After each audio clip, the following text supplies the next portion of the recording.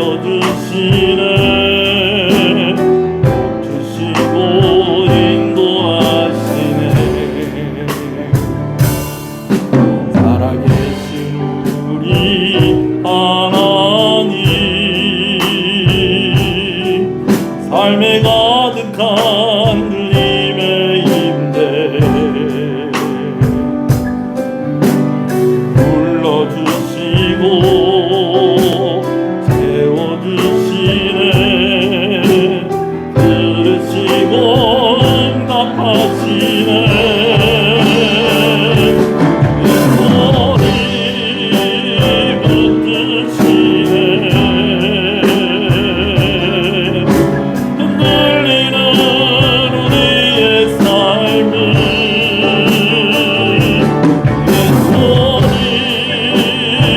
고치시네. 강한 우리의 마음을 주의 손이 붙드시네. 흔들리는 우리의 삶을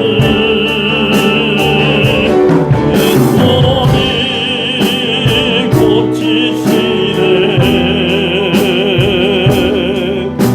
강한 우리의 마음을 주의 손이 붙드시네. 주의 손이 붙드시네. 흔들리는 우리의 삶을 주의 손이 고치시네. 강한 우리의 마음을 우리 한 번 더 고백합니다. 주의 손이 붙드시네. 흔들리는 우리의 삶을 주의 손이 붙이시네. 강한 우리의 마음을 주님만이 내 힘이시며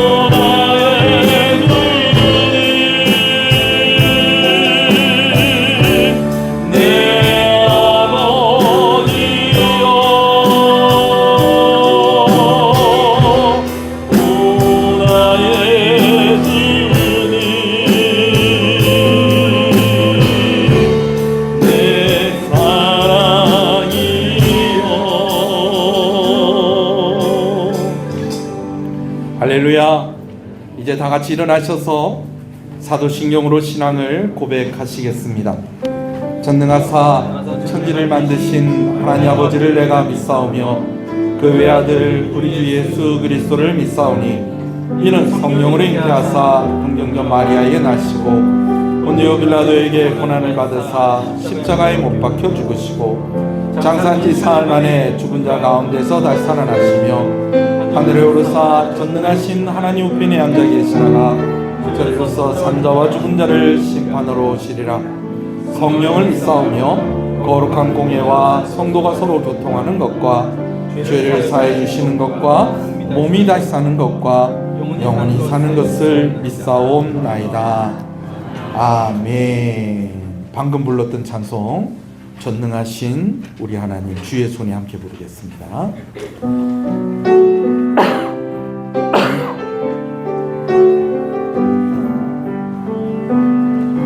전능하신 우리 하나님 삶에 가득한 주님의 통치 보호하시고 지켜주시네 복 주시고 인도하시네 살아계신 우리 하나님 삶에 가득한 주님의 임재 불러주시고 채워주시네 들으시고 응답하시네 주의 손을 붙드시네 흔들리는 우리의 삶을 주의 손이 고치시네 사랑하는 우리의 마음을 전능하신 우리 하나님 삶에 가득한 주님의 통치 보호하시고 지켜주시네 복 주시고 인도하시네 살아계신 우리 하나님 삶에 가득한 주님의 임재 불러주시고 세워주시네 들으시고 응답하시네 주의 손이 붙드시네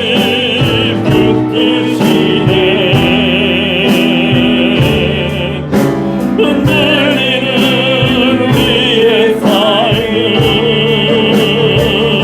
주의 손이 고치시네 상한 우리의 마음을 주의 손이 붙드시네 손이 붙드시네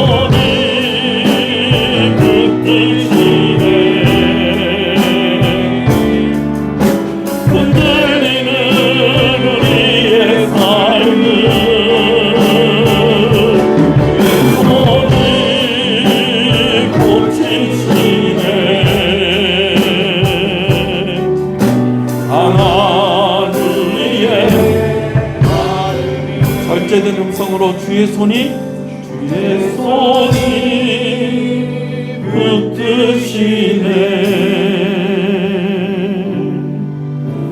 흔들리는 우리의 삶을 주의 손이 고치시네 상한 우리의 마음을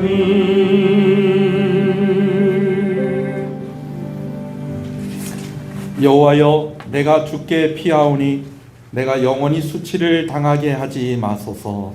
주의 로 나를 건지시며 나를 풀어주시며 주의 길을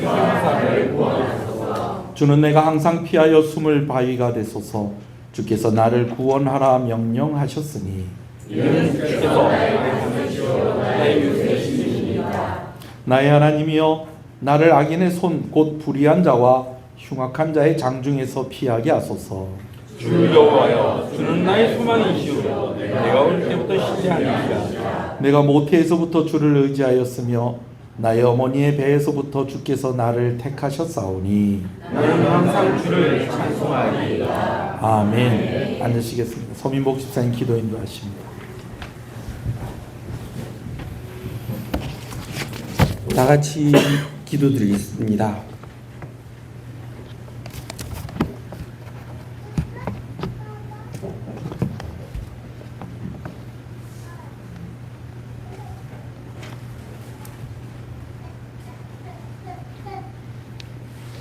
그러나 너희는 택하신 족속이요 왕 같은 제사장들이요 거룩한 나라요 그의 소유가 된 백성이니 이는 너희를 어두운 데서 불러내어 그의 기이한 빛에 들어가게 하시니에 아름다운 덕을 선포하게 하려 하심이라.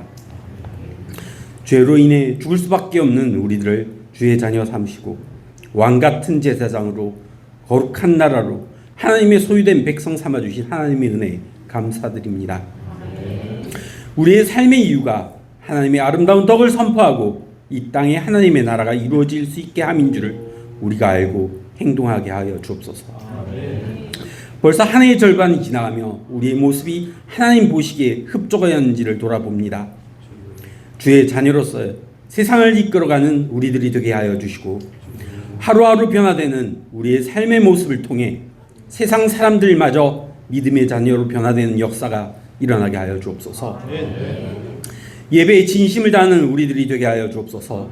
지금 드려지는 이 예배를 통해 하나님이 우리에게 말씀하심을 듣게 하여 주시고 이 예배를 통해 우리 삶 속에서 죄를 깨닫게 하여 주시고 이 예배를 통해 감사와 찬양이 하나님께 드려지게 하여 주옵소서.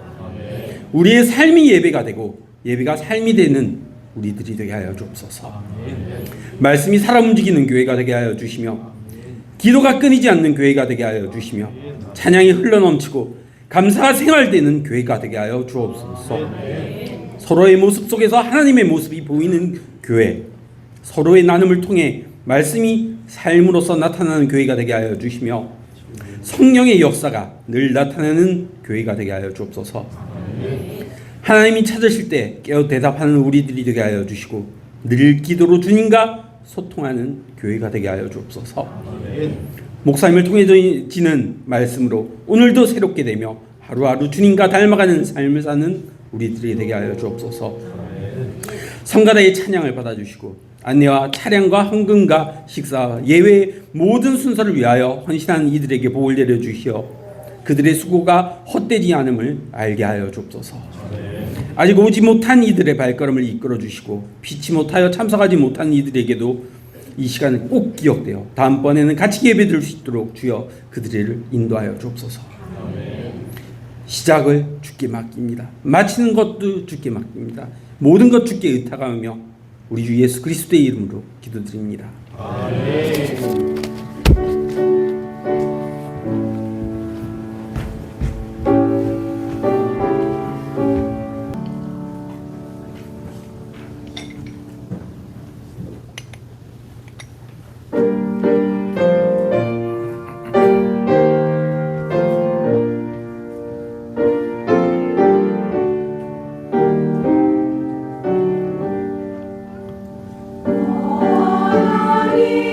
하나님께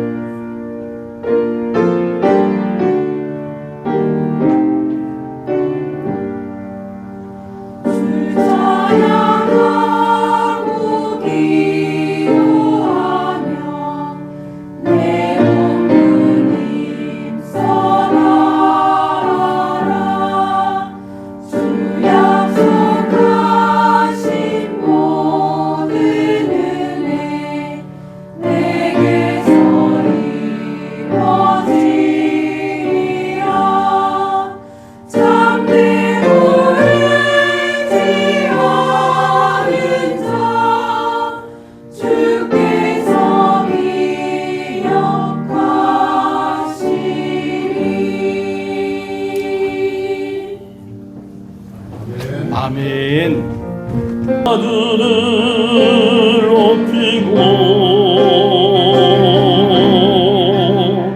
영원히 주의 이름을 송축하리이다.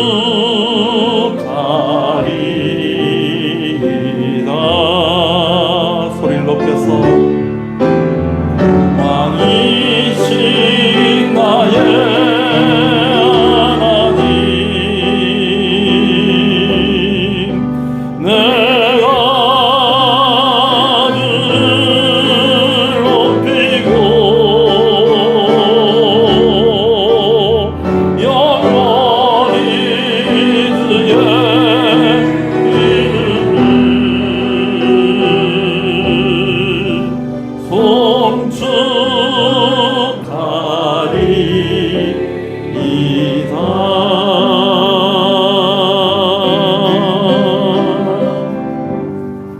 할렐루야. 우리 앞뒤 옆 사람 인사하시겠습니다. 착한 성도님 잘 오셨습니다. 주 안에서 잘 되고 있습니다. 더 잘 됩니다. 갈수록 잘 됩니다. 반드시 잘 됩니다. 할렐루야. 함께 말씀을 보겠습니다. 다니엘 12장 1절에서 3절 말씀. 다니엘 12장 1절에서 3절 말씀을 함께 봅니다. 그때에 내 민족을 호위하는 큰 군주 미가엘이 일어날 것이요 또 환란이 있으리니 이는 개국 이래로 그때까지 없던 환란일 것이며 그때에 내 백성 중 책에 기록된 모든 자가 구원을 받을 것이라.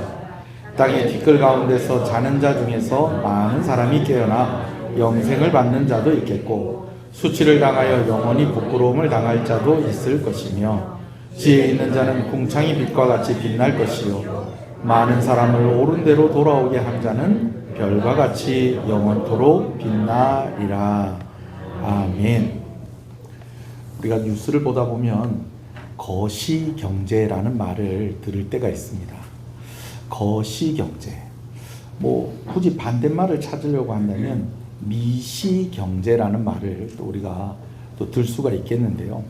거시라는 것은 클 거자를 사용해서 크게 혹은 큰 것을 본다라는 뜻이고, 미시라고 하는 것은 작을 미자를 사용해서 작게 혹은 작은 것을 본다라는 그런 뜻입니다.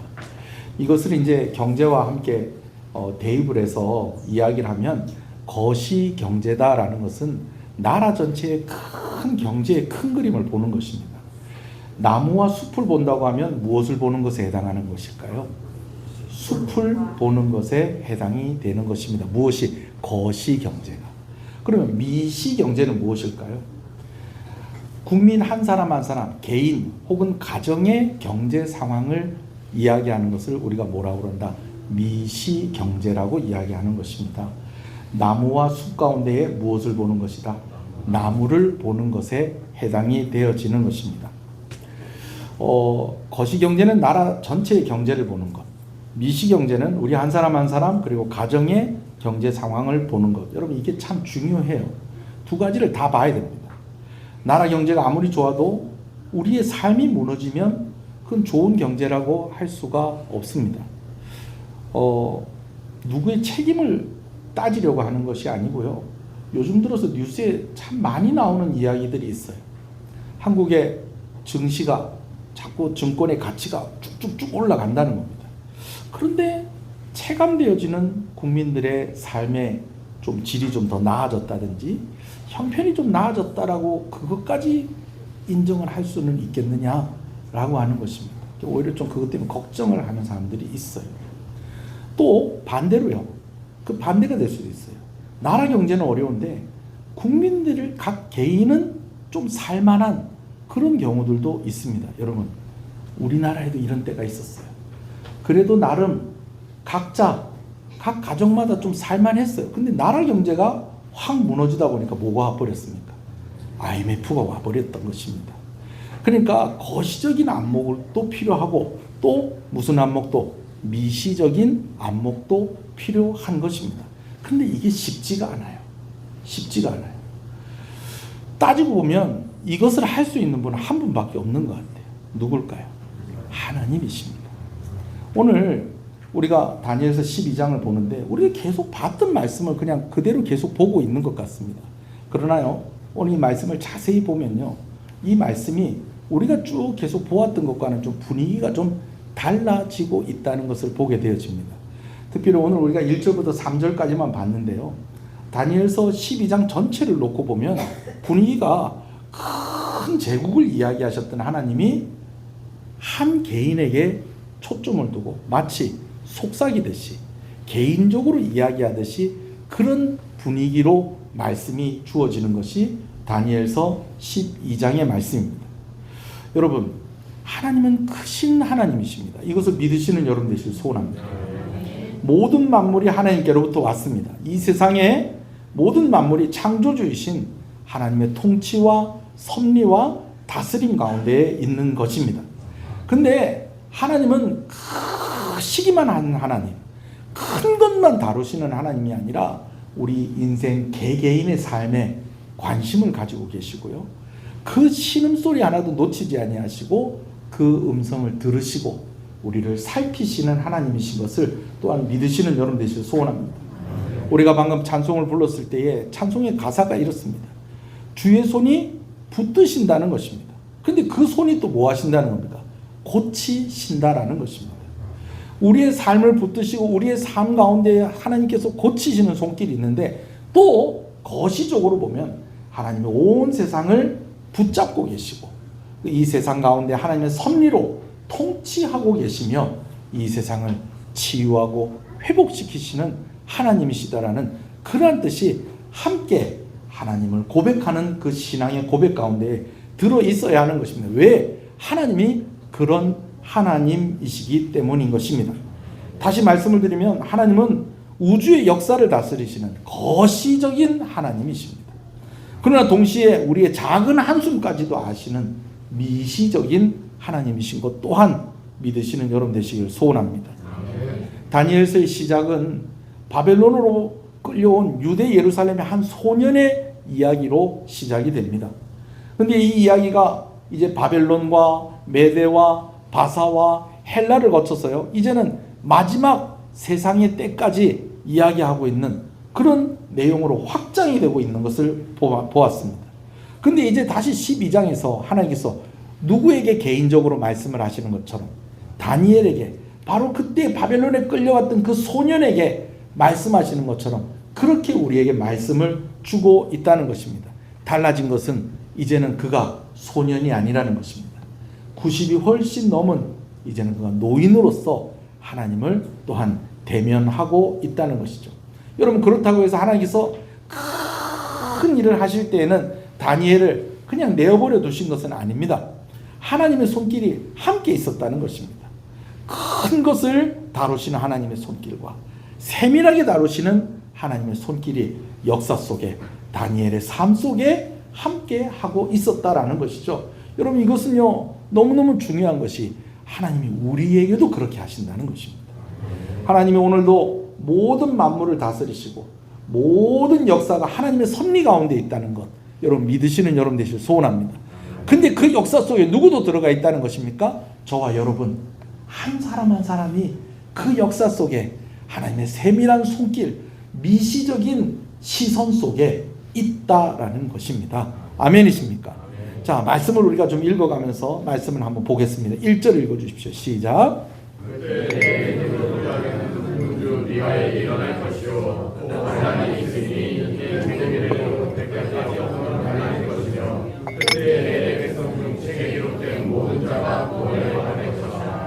성경에 이렇게 말씀을 이렇게 볼 때에 반복되는 말이 있다 싶으면 그거 좀 자세히 볼 필요가 있습니다. 1절에서 반복되는 말이 있다면 3번 반복이 되는데 무슨 말일까요? 그때에. 맨 처음에도 그때에. 또 중간에 보면 개국 이래로 그때까지. 그 다음에 또 다시 그때에라고 그렇게 이야기하는 것을 봅니다. 여러분, 여기서 말하는 그때는 어떤 때를 말하는 것일까요? 목사님, 11장에 쭉 이렇게 헬라 제국에 대해서 이야기하면서 마지막에 이제 안디오코스 4세에 대해서 이야기했는데 그것과 연결되는 것 아닐까요? 이런 의견이 있습니다. 또 한 가지는 안디오코 4세의 그 적그리스도의 모든 특징을 가지고 있는 그 사람의 기한이 이제는 다 끝났고 이제는 말세의 때에 예수님 오시게 되는 큰 환란이 있는 그때를 말하는 것이 아닐까요? 그렇게 말하는 의견도 있습니다. 근데 여러분 이거 너무 어렵게 생각할 필요가 없어요. 여러분 주보에 보면 그림 하나가 있습니다. 산 그림 보이세요? 산의 그림이 있는데 첫 번째 그림을 보면 산이 몇 개로 보입니까? 여러분 눈에 볼 때 하나로 보입니다. 근데 가만히 보니까 그 산의 그림을 옆에서 이렇게 보니까 산이 몇 개입니까? 앞에 하나가 있고 옆에 하나가 있고 뒤에 하나가 있는 것입니다. 근데 그것을 앞에서 보니까 몇 개로 보이는 거예요? 산이 하나로 보이는 것입니다. 여러분 하나님께서 성경에서 때로 우리에게 이렇게 보여주실 때가 있다라는 거예요. 이런 걸 가지고 좀 신학적인 용어로 뭐라고 그러냐면 예언의 이중성취 혹은 예언의 원근법이라고 그렇게 이야기하는 것입니다. 앞에 있는 것, 옆에 있는 것, 뒤에 있는 걸 한꺼번에 보여주시면서 우리에게 교훈하시고 또 우리에게 말씀을 주실 때가 있다라는 것입니다.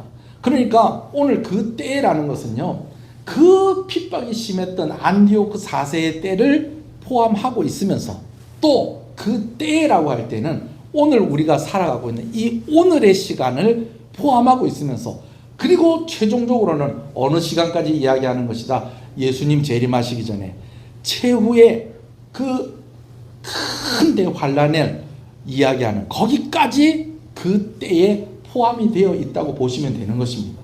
여러분 이것이 왜 이 해석이 왜 이렇게 중요하냐면요.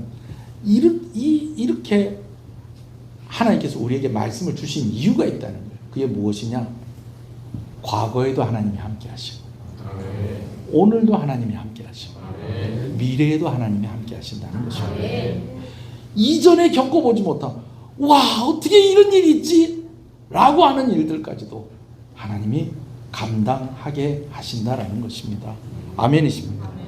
가끔 가다가요 어떤 분들이 저한테 이렇게 물어볼 때가 있어요. 목사님 아유 개척하셔서 또 오늘까지 이렇게 이랬는데 수고가 참 많으셨네. 근데 한 번 더 개척하라고 그러면 하시겠어요? 그러죠. 그럼 제가 하는 얘기가 있어요. 몰랐으면 할 건데 아니까 조금 마음이 좀 이렇게 이렇게 마음이 확 이렇게 뛰쳐나가진 않습니다. 예, 솔직한 제 마음입니다. 여러분 그런데요. 이전에 내가 이때까지 고생했는데 또 힘든 일이 있나? 또 아프고 또 어렵고 또 이런 일이 있다고 여러분 두려워하지 마십시오. 이전에도 하나님이 함께 하셨고 오늘도 하나님이 함께 하셨고 내일도 하나님이 함께 하시는 것입니다. 산이 하나로 보이든 둘로 보이든 셋으로 보이든 어느 때에든 하나님이 함께 하고 계신다는 거 믿으시는 여러분 되시기를 주님의 이름으로 축복합니다.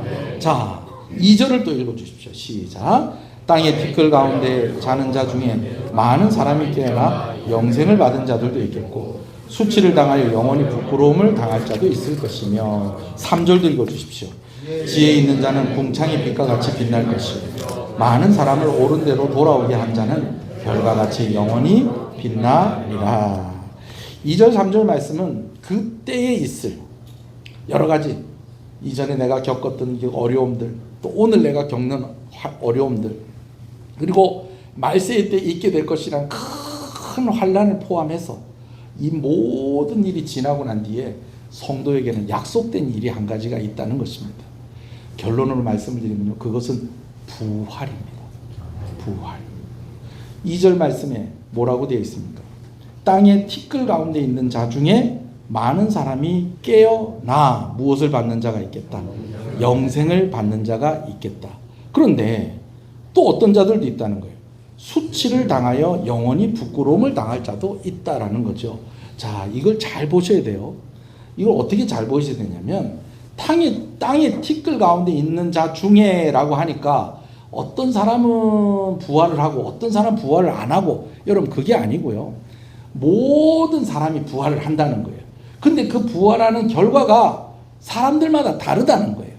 어떤 이들은 많은 사람들이 깨어나서 무엇을 받는 자도 있겠지만 영생을 받는 자도 있겠지만 부활을 하고 나서 어떤 사람도 있다. 영원히 수치를 당하며 영원히 부끄러움을 당할 자도 있다라는 것입니다.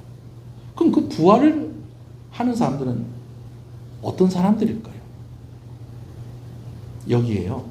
저하고 여러분들도 다 포함이 됩니다. 목사님 그 처음 듣는 얘기 같습니다. 저도 부활한다고요? 여러분 의외로요. 이거 잘 모르는 성도들이 많이 있어요. 그리고 교회에서 좀 잘 안 가르쳐줘요. 그런데요. 여러분 오늘 제가 좀 정리를 좀 해드릴게요. 제가 웨스트민스터 신앙고백서를 좀 읽으면서 좀 제가 정리를 해드리겠습니다. 사실 이걸 주보에다 실으려고 그랬는데 제가 좀 착오가 있었습니다. 주보에 실지를 못했어요. 제가 좀 읽어가면서 할게요. 자, 웨스트민스터 신앙고백서 제32장에 보면 사후의 인간 상태에 대해서 이야기를 합니다. 사후의 인간의 육체는 흙으로 돌아가 썩으나 죽지도 자지도 않는 불멸의 성품을 가진 영혼은 그것을 주신 하나님께로 즉시 돌아간다. 여러분 이 말이 뭐냐면요. 사람이 죽는 게 뭘까요? 죽는 게. 죽는 거는요. 그냥 간단하게 설명하면 이겁니다. 육신과 영혼이 있는데 살아있는 건 육신과 영혼이 같이 붙어 있는 겁니다. 함께 있는 것입니다. 근데 죽으면 어떻게 되는 걸까요? 이 육신을 영혼이 떠나가는 것입니다. 이것을 뭐라고 그런다고요? 죽음이라고 그러는 거예요. 이 죽음에 두 가지가 있는데 한 가지는 하나님과 우리가 하나 되어 함께 동행하는 존재로 우리를 만드셨는데 하나님이 죄가 우리 가운데 들어옴으로 말미암아 이제는 하나님이 죄가 아니고요. 죄가 우리에게 들어옴으로 말미암아 이 관계가 깨진 거예요. 그래서 우리와 하나님이 함께 되는데 하나님과 떨어지게 된 거예요. 단절된 거예요. 이게 무슨 죽음? 영적인 죽음. 육신의 죽음은 어떤 죽음이냐? 방금 이야기한 대로 육신이 있고 영혼이 있는데 살아있는 건 육신과 영혼이 함께 하는 것인데 죽는 거는 뭐라는 거예요? 이 영혼이 육신과 분리돼서 떠나가는 것입니다. 근데 이 영혼이 떠나가면 그냥 그것으로 끝이냐? 플라톤 같은 사람은 영혼은 소멸된다. 이게 유실론입니다. 유실론. 영혼은 소멸된다. 무엇처럼? 육신이 이 땅에서 소멸되는 것처럼 영혼은 소멸된다라고 얘기하는데 그건 플라톤이 하는 얘기고요. 성경은 분명히 이야기합니다. 우리가 죽으면 우리의 영혼이 누구에게로 간다? 하나님께로 간다. 근데 문제는 하나님께 가서 길이 나누어진다는 거예요. 어떻게 길이 나누어지느냐? 예수 믿는 사람은 예수님께서 말씀하신 바로 그 천국 낙원에 갈 것이고 예수 믿지 않는 사람들은 음부 가운데에 있게 되어진다라는 것입니다. 자, 근데 우리가 여기까지는 다 알아요. 그죠? 그런데 그 다음이 있다라는 거예요. 그 다음이 무엇이냐? 예수님 재림하실 때에 낙원에 있고 음부에 있던 자들이 다 뭐 한다는 겁니까? 부활한다는 것입니다. 여러분 여기서 부활한다는 것은 무엇일까요? 아까 죽는 게 뭐라고 그랬습니까? 육신과 영혼이 떨어지는 거라고 그랬잖아요. 그럼 부활하는 것은 이 영혼이 다시 육신과 함께 살아난다는 것입니다. 회복되어진다는 것입니다. 그 육신은 다 없어졌잖아요. 하나님이시니까 하시는 겁니다. 할렐루야. 또 이런 이야기하면 또 이런 사람도 있어요. 목사님, 그러면 저 부활하면 또 여자예요? 목사님, 그리고 또 저 부활하면 또 이 얼굴이에요? 목사님, 저 부활하면 또 이 몸매에 이 키예요? 저 또 부활하면은 또 한국 사람이에요? 여러분, 그런 거 제가 나중에 기회가 되면 또 제가 말씀을 드릴게요. 분명한 것은 여기에도 나와 있어요. 부활할 때는요, 이전과는 다른 영광스러운 모습으로. 그러나 단 영혼만 있고 육신만 있는 것이 아니라 영혼도 있고 육신이 있는 그 모습으로 우리가 부활하게 될 것이다 라는 것입니다. 언제? 예수님 재림하실 때. 근데 그 재림 전에 또 뭐가 있다는 거예요? 큰 환란이 있다라는 것입니다. 여러분, 그러니까요. 그러면 이제 부활했어요. 그럼 부활하고 나면 이제 어떻게 될까요? 뭐 여러 가지 뭐 천년왕국 뭐 이런 것들이 있는데 결론적으로는 어떻게 되는 거 아니? 부활하면 이 육신과 영혼이 함께, 예수 믿는 사람은 새하늘과 새 땅이라고 이야기하고 있는 천국에서 영원히 살게 되어지는 것이고, 예수 믿지 않는 사람은 다시 지옥에 가는 겁니다. 우선 천주교는 뭐 중간이 뭐 또 하나 있다고 그러는데, 그게 뭡니까? 연옥이라고 불리는 곳이죠. 근데 성경에 연옥이라는 곳은 없습니다. 연옥이라는 곳은 없어요. 천국 가기도 애매하고, 그래서 지옥에 보내기도 애매하고, 그런 사람들 어디다 모아놨다는 거예요? 연옥에다 모아놨다는 거예요. 그러면서 이전에 종교개혁의 발단이 된 것이 바로 이 이유입니다. 그럼 연옥에 있는 사람은 어떻게 천국 가느냐? 후손들이 교회에 크게 헌신을 하면 그 덕분에 어디로 간다는 거예요? 천국 간다는 거예요. 그래서 교회에서 뭘 팔았느냐? 면죄부를 파는 거예요. 그 면죄부 파는 게 자기 죄를 면하는 면죄부가 아니고요, 부모와 친척과 친구들을 위해서 사는 면죄부인 거예요. 그래서 교회가 부패하고 하니까, 잘못된 것을 가르치고 하니까 뭐가 일어난 것입니까? 종교개혁이 일어나게 된 것입니다. 제가 아까 읽다가 말았는데 마저 읽어드릴게요. 자, 처음부터 읽어드릴게요. 사후에 인간의 육체는 흙으로 돌아가 썩으나 죽지도 자지도 않는 불멸의 성품을 가진 영혼은 그것을 주신 하나님께로 즉시 돌아간다. 의인의 영혼은 그때 완전히 거룩해져서 가장 높은 하늘 낙원에 영접되어 빛과 영광 중에 계신 하나님의 얼굴을 배우며 그들의 몸이 완전히 구속되기를 기다린다. 완전히 구속되기를 기다린다. 뭐 하길 기다린다는 거예요? 부활하길 기다린다는 겁니다. 자, 그런데 또 다른 사람도 있다는 거예요. 그러나 악인의 영혼은 지옥에 던져져 고통과 무서움과 어둠 속에 갇힌 채 큰 날의 심판을 기다린다. 성경은 몸을 떠난 영혼이 갈 곳으로 이 두 장소 외에는 아무것도 인정하지 않는다. 여러분, 이렇게 이야기하고 있습니다. 그리고요, 최종 부활에 대해서도 말씀하고 있어요. 32장 2항에 마지막 날에 살아남아 있는 자들은 죽지 않고 변화될 것이며 죽은 자들은 모두 전과 같은 몸으로 부활할 것인데 성질은 달라질 것이나 다른 몸이 아니며 그들의 영혼은 그 몸과 함께 영원히 결합될 것이다. 할렐루야. 장로교만 이렇게 믿는 거 아닙니까? 아닙니다, 여러분. 이단들 아니면 모든 기독교는 다 이렇게 믿습니다. 무슨 얘기인지 아시겠어요? 오늘 또 가니까 또 목사님이 이상한 얘기를 하더라. 뭐 부활을 해서 또 어디를 간다더라. 여러분, 제가 하는 얘기가 아니고 성경이 가르치는 것이고 또 우리가 정립된 교리가 우리에게 정리해서 이야기해 주는 것입니다. 그러니까요, 우리가 육신의 몸을 입고 이 땅 가운데 살아가는 것이 중요합니까? 안 중요합니까? 중요합니다. 중요해요. 중요해요. 정말 중요해요. 우리가 믿음을 가지고 살아가느냐, 이 믿음을 포기하느냐, 여러분, 이거는요 정말 영원의 삶을 결정짓는 아주 중요한 결정이라는 것을 여러분 꼭 기억하시는 여러분 되시기를 간절히 소원합니다. 자, 그런데요, 우리가 여기서 한 가지 짚고 넘어갈 게 있어요. 그러면 이 부활에 대해서 다니엘서에 참 놀랍죠. 부활에 대해서 이야기를 하고 그냥 이 부활은 그냥 이루어지는 것이냐라는 것입니다. 그렇지가 않습니다. 이 부활이 우리에게 소망이 되고 이 부활의 소망을 가질 수 있는 이유는 예수님께서 부활의 첫 열매가 되셨기 때문에 그런 것입니다. 아멘이십니까? 여러분, 예수님이 부활의 첫 열매가 되셨다. 아, 그래, 예수님 부활하셨지. 여러분, 단순히 이렇게만 생각하시면 안 됩니다. 아까 제가 거시적 또 뭐 미시적이라는 이야기를 했잖아요. 정말 크신 하나님께서, 그리고 그 크신 하나님의 아들이 2절에 표현되기를 뭐라고 표현되는 거니? 티끌과 같은 우리 인생을 위해서 우리와 똑같은 사람으로 오신 것입니다.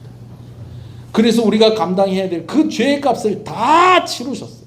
고난을 받으시고 십자가에 달려 죽으심으로, 그리고 부활하심으로 우리도 부활의 소망을 가지게 되었다는 것. 여러분, 이것 또한 우리가 그냥 지나가면 안 될 중요한 사실이다라는 것이죠. 이것을 믿는 자들이 지혜 있는 자들입니다. 아멘이십니까? 자, 제가 방금 전에 지혜 있는 자들이라고 이야기한 이유가 있어요. 3절 한번 더 읽어볼까요? 시작. 지혜 있는 자는 궁창의 빛과 같이 빛날 것이요 많은 사람을 옳은 대로 돌아오게 하는 자는 별과 같이 영원토록 빛나리라. 아, 지혜 있는 자. 하여튼 역시 교회는 공부를 또 많이 해야 되는 데인가 보다. 여러분, 그렇게 오해하시면 안 돼요. 여러분, 학교를 하나도 안 다닌 노인들 가운데에도 지혜 있는 사람이 있습니다. 할렐루야. 예. 여러분 심지어 어린아이들에게도 지혜가 있는 경우를 봐요. 야, 너 진짜 똑똑하구나. 야, 니 이거 어떻게 알았느냐? 아이들도, 글씨를 모르는 아이들도 지혜가 있는 모습을 보게 되어집니다. 근데 여기서 말하는 지혜는 무엇이냐? 하나님을 아는 지혜. 그리고 이 세상에 무엇이 가장 중요한 것인지를 아는 그 지혜를 가진 사람을 말하는 것입니다. 여러분, 우리가 일반적으로도요, 지혜 있는 사람은요, 뭐가 가치가 있고 무엇이 중요한지를 압니다. 그래서요, 그 가치가 있고 그 중요한 것에 목숨을 걸고 그의 인생을 거는 것입니다. 아멘이십니까? 오늘 지혜 있다라고 하는 것은 무슨 지식이 많은, 세상의 지식이 많은 그 지혜를 말하는 것이 아니고 무엇이 나에게 중요한 것인가, 영원한 삶을 살아가는 그런 존재로서 오늘 우리가 정말 이 땅 가운데에 잘 살아야 된다. 어떻게 잘 살아야 되냐? 예수 믿는 삶을 살아야 된다. 예수님과 함께하는 삶을 살아야 된다. 그래야지 죽어서도 낙원에 가고 부활해서도 새하늘과 새 땅에 거하면서 그렇게 사는 것이다 라는 것을 알고 믿고 또 그렇게 자기의 삶을 사는 그 사람이 지혜 있는 사람인 줄로 믿습니다. 심지어 하나님께서 이 사실을 전파하는 사람들도 복이 있다라고 이야기를 합니다. 지혜 있는 자는 궁창의 빛과 같이 빛날 것이요, 많은 사람을 옳은 대로 돌아오게 한 자는 무엇처럼 별과 같이 영원토록 빛나게 할 것이다. 그렇게 말씀을 하고 있다라는 것이죠. 여러분, 부활이 그냥 얻어지는 것이라고요? 아니요. 오늘 우리에게 부활의 소망을 가질 수 있는 예수님 때문에 그런 것입니다. 이것을 아는 것이 지혜입니다. 하나님 믿는 자들이 나중에 부활해서도, 죽어서도 천국 가는 거고, 나중에 부활해서도 어디 가는 거고, 천국 가는 것이고, 이거 아는 것이 최고의 지혜입니다. 아멘이십니까? 구구단 못 외워도 천국 갑니다. 영어 몰라도 천국 갑니다. 일본어 못해도 됩니다. 수학 못해도 되고요. 또 뭐 있어요? 운전 못해도 됩니다. 또 뭐 있어요? 할 줄 아는 거 아무것도 없어도 됩니다. 누구만 믿으면? 예수님만 믿으면. 그게 제일 중요한 것을 아니까. 제일 소중한 것을 아니까. 다니엘서에 이 부활이 언급되고 있는 것이 참 놀랍습니다. 이 부활이 언급되고 있다는 것은 하나님께서 미시적으로는 다니엘에게 큰 소망을 주는 거예요. 어떤 소망을 주는 것이냐? 이 예언의 말씀을 받는 이것이 이 12장이 11장에서 기록되어진 예언의 말씀과 쭉 연결이 되고 있어요. 근데 지금 다니엘이 이런 예언의 말씀을 받았던 동기가 있었다고 그랬어요. 그게 뭡니까? 그가 그토록 소원했었던, 이제 70년 기한이 차서 그의 백성들이 다시 어디로 돌아간 거예요? 예루살렘에 돌아가서 무엇 쌓는데? 성벽 쌓고 또 무엇을 쌓고 성전 짓고 이제 그런 일을 하려고 하는데 이 일이 잘 되고 있다는 거예요? 안 되고 있다는 거예요? 안 되고 있는 거예요. 그러니까 너무 안타까운 마음에, 그렇게 하면 90이 넘은 노인이 21일 동안 3주 동안 금식을 하면서 기도하면 큰일 날 수도 있는 거 아니에요? 그런데 목숨 내놓고 기도하고 있었다는 겁니다. 근데 하나님께서요, 다니엘에게 무슨 약속을 주시냐? 부활의 약속을 주십니다. 이게 뭐냐면요, 이런 거예요. 오늘 네가 다 보지는 못하겠지만 네가 다시 볼 수 있도록 내가 해줄게. 어떻게? 다시 부활해서. 할렐루야. 다니엘은 바벨론에서 평생을 살았어요. 어떤 사람들이 이런 얘기하는 걸 봐요. 내가 죽기 전에 이거 하나는 좀 보고 싶다. 내가 죽기 전에 이 일 한 가지는 좀 이루고 내가 죽고 싶다. 여러분, 이런 말을 하는 사람들을 봐요. 그런데 다니엘은 안타깝게도 나라의 완전한 회복을 보지 못하고 있습니다. 정말 하나님께서 그와 함께 하시고 그를 통해서 많은 일들을 이루셨어요. 그래서 어디까지 했냐면, 물론 다니엘 혼자서 한 건 아니죠. 하나님께서 그를 사용하시고 또 많은 사람들을 사용하셨죠. 그래가지고 어디까지 갔냐면 1차 귀환단이 어디 가는 걸로? 예루살렘까지 가는 것까지 지금 보고 있어요. 그런데 그가 소원이 있다고 하면 다시 무엇이 세워지고, 그가 어린 시절에 떠났던 그 예루살렘의 그 성벽이 다시 세워지고, 그가 올 때에는 성전에 있는 많은 것들이 노략질을 당했는데 나중에 듣고 나니까 그 성전이 어떻게 됐다는 거예요? 무너졌다는 거예요. 근데 그가 어렸을 때 보았던 그 성전이 다시 세워지고, 하나님께 드리는 예배가 회복되어지고, 민족의 자존심이 회복되어지는 좀 그런 것들 좀 다 봤으면 좋겠는데, 그에게 남은 시간이 이제는 얼마 남지 않은 것입니다. 그런데 그런 그에게 하나님께서 약속을 주시는, 무슨 약속을 주시는? 부활의 소망과 약속을 주고 계시는 것입니다. 너 지금 못 본다고 너무 아쉬워하지 마라. 내가 너를 다시 살려서 네가 보고 싶어하는 그런 모든 것들을 내가 너에게 다 보여주겠다라는 그 약속을 주고 계시는 것입니다. 여러분, 오늘 이 소망과 이 믿음이 저와 여러분들에게도 있기를 소원합니다. 아멘. 지금 당장 손에 잡히는 게 없고 지금 당장 보이는 것이 없지만 하나님은 나를 다시 살려내셔서라도 나에게 약속하신 것들을 이루시고 그것을 확인시켜 주시고 증명해 보이시는 하나님이시다라는 것입니다.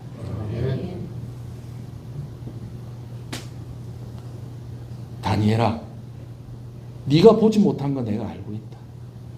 그러나 마지막 날 너는 다시 일어나게 될 것이고 네가 보고 싶어하던 그 이상의 것들을 네가 확인하고 보게 될 것이다. 티끌과 같은 자들 가운데에 다시 일어나는 자들이 있다는 것이 바로 이 약속을 하나님께서 주시는 것입니다. 그러면서 참 놀라운 하나님의 사랑을 다시 한번 확인하게 되었습니다. 그것은 무엇이냐면, 아니 도대체 다니엘이 뭐 도대체 어떤 사람이 있길래, 아니 물론 우리보다 훌륭하죠. 우리보다 훌륭하죠. 기도하면 사자굴에 막 넣는다. 그러면 뭐 우리끼리니까 너무 또 뭐 표신하게 대답하고 그러지 마시고 그냥 모른 척하고 마음속으로만 대답하세요. 사자굴에 쳐 넣는다 그러면은 아이고야, 우린 고민할 거예요. 다니엘은 넣어라. 그래도 나는 뭐 할 거다? 기도할 거다. 그 친구들도 얼마나 대단합니까? 풀불에 넣는다 그랬더니 넣으세요. 이런 일로 뭐 길게 얘기하지 맙시다. 왕이라고 해도 뭐 우리가 왕한테 뭐 이런 거 갖고 말대꾸 하고 뭐 그럴 필요 없다고 생각합니다. 하나님 건져 주실 겁니다. 그렇게 하지 않더라도 나는 하나님 외에 다른 것에 절할 수 없습니다. 그래서 들어요. 대단하죠.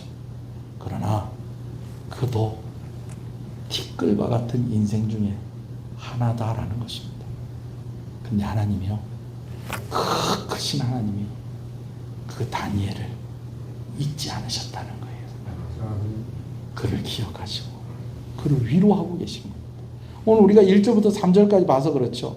그 나은 마지막에 다니엘서의 마지막 끝에 다 하나님께서 뭐라고 하냐, 너의 몫을 얻을 것이다. 이제 평안해라. 좀 쉬어라. 그러면서 다니엘을 위로하시는 하나님의 손길이 오늘 12장 가운데 기록되고 있는 것을 봅니다. 다니엘의 인생을 잠깐만 좀 생각을 해봐요. 17살 때 바벨론의 날에 포로로 끌려왔어요. 그가 가지고 있는 모든 것이 다 빼앗겨 버렸습니다. 가장 치명적인 것은 그에게 자유가 없어졌다는 것입니다. 이 자유는 하나님을 믿고 섬기는 자유가 그 안에 포함되어 있는 자유였습니다. 근데 그것을 상실하며 살아가고 있었던 다니엘이었었던 것이죠. 근데 하나님께서 그에게 좋은 친구들을 붙여주셔서 이제 그들과 함께 그래도 그 험난한 세월을 잘 이겨내고, 또 그러는 와중에 하나님께서 그를 축복하셔서 그를 총리로도 세워주시고, 나라가 망하고 또 새로운 나라가 세워져도 그를 건재하게, 그를 빛나게 하나님께서 그를 그렇게 인도하셨어요. 그러나 이제 그의 나이 90이 되었다는 것입니다. 90이 훌쩍 넘어버렸어요. 여러분, 저도 제 나이가 그렇게 많지는 않습니다만 아마 여러분들 가운데도 이제 좀 그런 분들이 좀 계실 것 같아요. 자꾸 옆에 있는 사람들이 자꾸 없어지는 거예요. 없어지는 거예요. 돌아가셔서 없어지시는 분도 있고, 이제는 은퇴를 하시고 떠나가시는 분들도 있고 그래요. 또 우리 인생이 어떻습니까? 참 사이가 좋고 진짜 뭐 둘도 없이 좋은 그런 사이인데도 뭐 하나 탁 틀어지니까 뭐가 되고요? 원수가 되고요. 나도 그 사람을 잊고 그 사람도 나를 잊어버리고 그러는 일들이 우리 인생의 모습인 것입니다. 그런데 그 크신 하나님이 다니엘을 기억하고 계셨다라는 것입니다. 그 크신 하나님의 손이 다니엘을 붙잡고 다니엘을 고쳐주고 계셨다라는 것입니다. 아멘이십니까? 한번 기도하십시다. 오늘 말씀은 역사의 주인이신 하나님께서 다니엘을 위로하시면서 그 위로 속에 큰 소망을 주시는 말씀입니다. 여러분, 다니엘에게만 해당되는 말씀이 아니라 오늘 이 말씀은 우리에게도 해당되는 말씀인 줄 믿으시는 여러분들이 소원합니다. 티끌같이 작은 우리에게 그 크신 하나님이 약속을 주고 계세요. 부활할 것이다. 그리고 그 부활한 자들이 이제는 영원히 나와 함께 있는 자들도 있을 것이고, 이제는 영원히 버림을 받는 자들도 있을 것인데, 끝까지 이 믿음을 가지고 있어라. 지혜가 있는 자들은 궁창의 빛과 같이 빛나게 할 것이다. 하늘의 별들처럼 빛나게 할 것이다. 여러분, 사실은요, 우리 인생이 티끌로부터 시작이 됐다는 겁니다. 어떻게 티끌로부터 시작이 되었느냐? 하나님의 손길이 티끌, 흙에 닿았을 때에 사람이 만들어지고 거기에 생명을 호흡을 불어넣었을 때 오늘 우리가 생명이 된 것입니다. 그런데 죄로 인해서 이 모든 것이 다 깨어져 버렸는데, 티끌 같은 우리 인생에 하나님의 손길이 떠나지 아니하시고 오늘 우리를 다시 붙잡고 오늘 우리에게 믿음을 주시고 오늘 우리와 함께 하심으로 이제는 우리에게 너는 빛이 나는 인생이다. 별과 같이 빛이 나는 인생이다. 나와 함께하는 이것 포기하지 마라. 힘내라. 너를 다시 살려서라도 네가 보고 싶은 것들을 내가 보여줄 것이다. 너에게 약속한 것들을 다 보여줄 것이다 라고 하는 것이 오늘의 말씀인 것입니다. 우리 먼저 좀 이 찬송의 후렴 부분을 좀 우리가 한번 부르고 우리 한번 기도하십시다. 주의 손이 붙드시네 흔들리는 우리의 삶을 주의 손이 고치시네 상한 우리의 마음을 주의 손이 붙드시네 흔들리는 우리의 삶을 주의 손이 고치시네 상한 우리의 마음을. 산이 하나이든지 두 개든지 세 개든지 그건 아무 의미가 없습니다. 앞에 있고 옆에 있고 뒤에 있고 여러분 그런 거 의미가 없어요.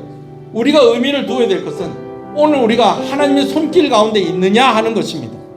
하나님의 손길 가운데 있는 인생은요, 그 산을 넘을 때 힘이 부딪힐 때에 천사를 동원해서라도 하나님이 도와주신다라는 것입니다. 하나님과 함께 하나님의 손길 가운데 있는 인생은 하나님이 약속하신 것을 다시 살려서라도 하나님께서 보여주시고 확인시켜 주신다라는 것입니다.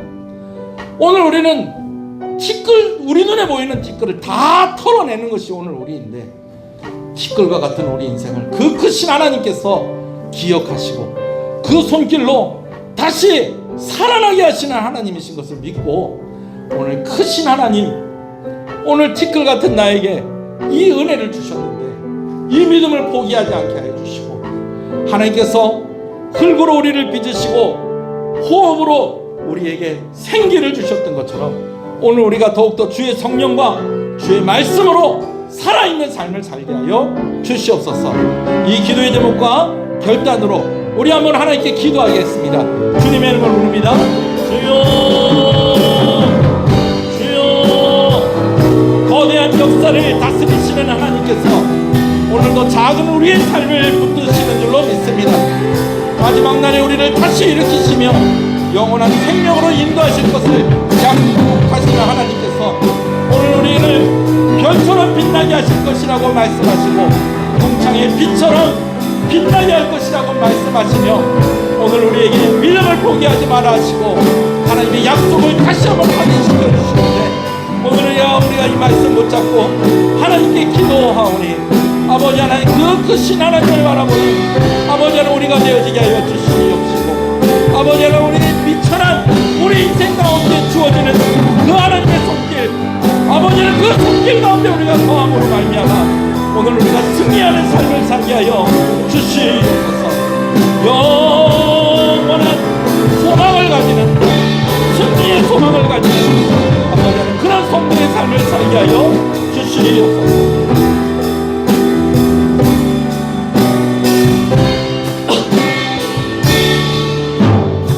그때가 언제입니까? 그때는요, 과거도 되고요, 오늘도 되고 내일도 되고 큰 환난의 때도 그때에 다 들어간다는 것입니다. 그때에 다 들어간다는 것은 무엇을 말하는 것입니까? 하나님이 그때 다 우리와 함께 하신다는 것입니다. 그 하나님을 믿으시고 하나님과 동행하시는 여러분 되시기를 주님의 이름으로 축복합니다. 기도하겠습니다. 하나님 감사합니다. 오늘 이 말씀을 주셔서 감사합니다. 다니엘에게만 주시는 말씀이 아니라 오늘 우리에게 주시는 말씀인 줄로 믿습니다. 그때가 무슨 상관입니까? 그때 어느 때나 하나님 나와 함께 하시는데 두려운 것은 사실입니다. 그러나 가장 큰 환난 가운데서 천사를 동원하셔서라도 우리를 건지시고 우리를 이기게 하시는 하나님이신 줄로 믿습니다. 당장에 오늘부터 승리하게 하여 주시옵소서.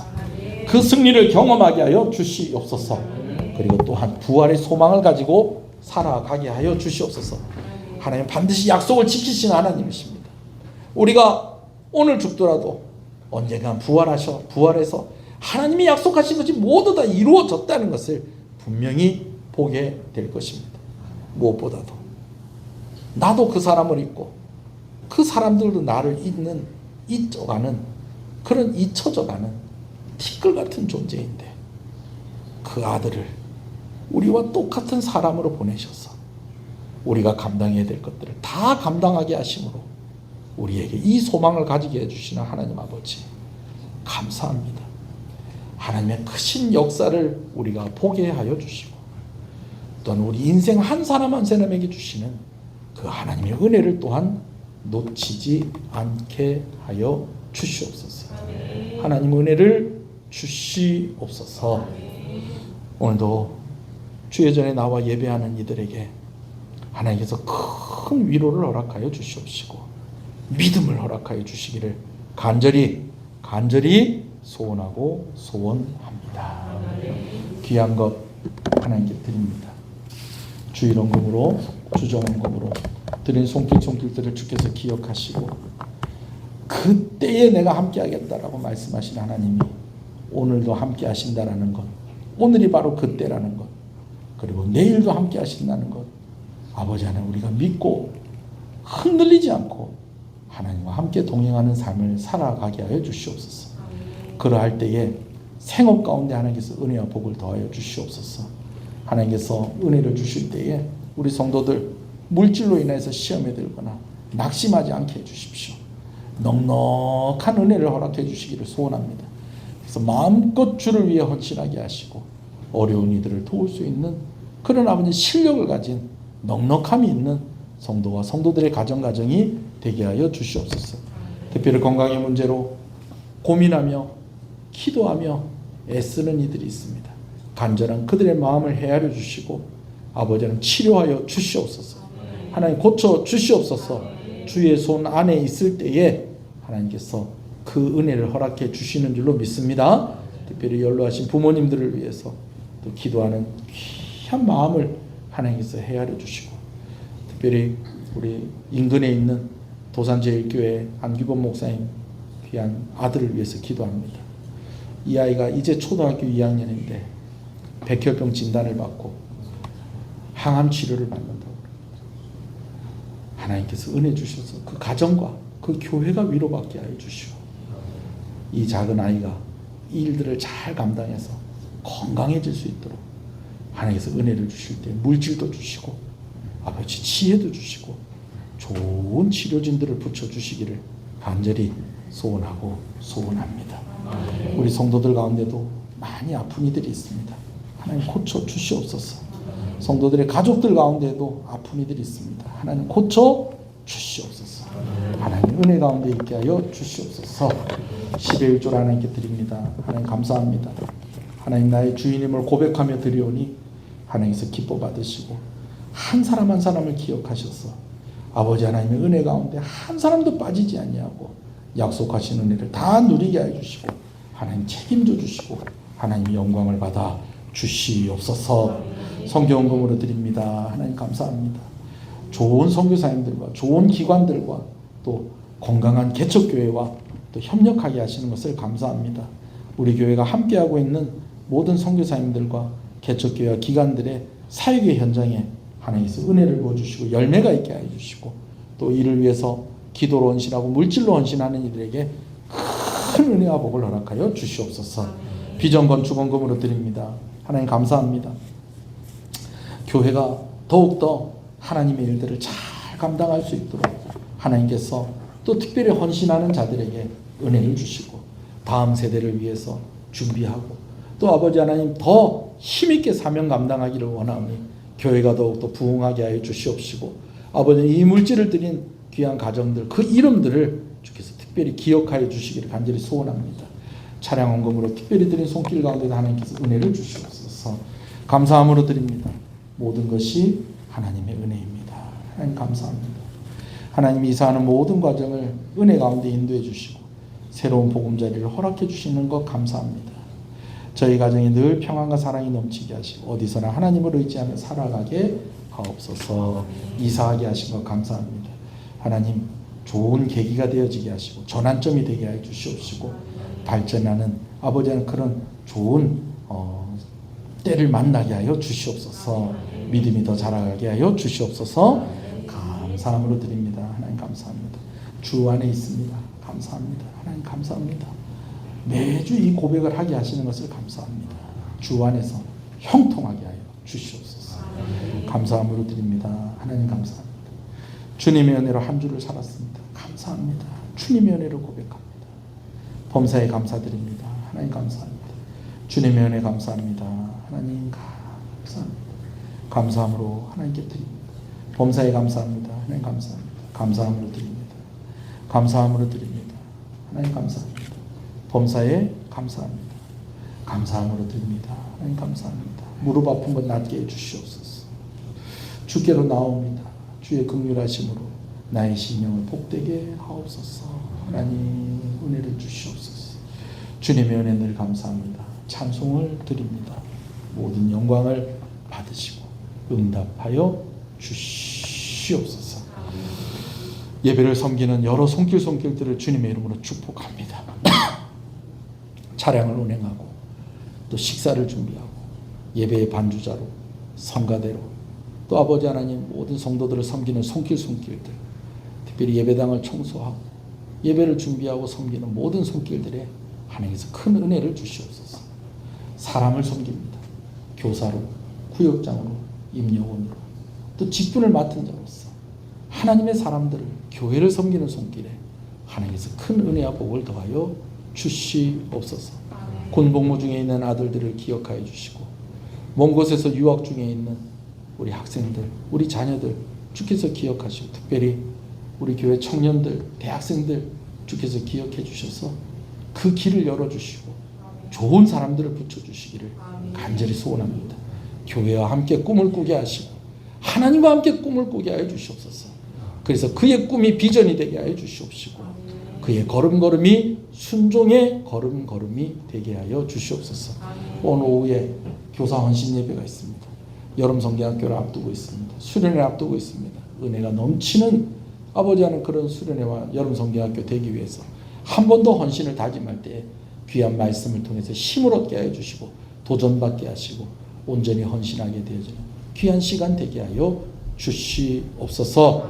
하나님 은혜를 주시옵소서. 이 나라를 불쌍히 여겨 주시옵소서. 예수님 이름으로 기도합니다. 지금은 우리 주 예수 그리스도의 은혜와 하나님 아버지의 사랑하심과 성령님의 감화 감동 위로 교통 충만하시는 역사가 이제부터 영원토록 함께 있을지어다. 아멘.